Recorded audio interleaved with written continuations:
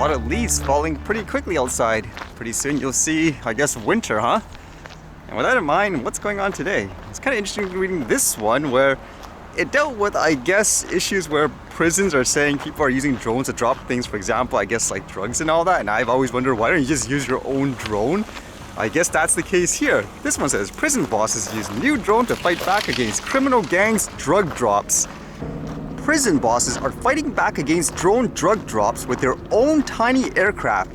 Governors are using their own drones and radio signal blocking technology against criminal gangs that use the gadgets to drop packages of drugs.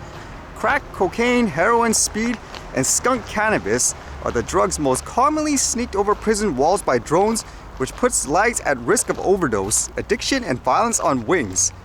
A source said technology has evolved and the prison estate must move with the times to stop this trade. A pilot scheme using a so-called guard drone was run at HMP Wheelstone near Wetherby, West Yorks. So my thought there again is, what took you so long? Why don't you just use, again, the tech as well? Because ultimately it's just a tool, correct? Which makes me think too, because here is not just drones you have to worry about. Because it says here, it started after a report revealed drugs were so ripe there that inmates were being served them from trolleys alongside their dinner. The trade is also made worse by corrupted members of staff who bring in supplies from outside.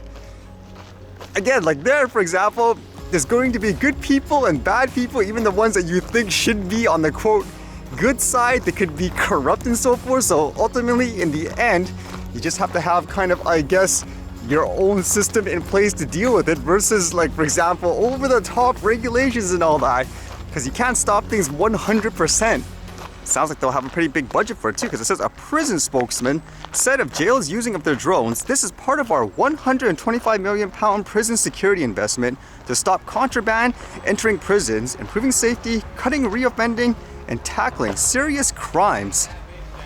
Well, again, it's just a tool, so you might as well use it to your advantage in that way as well.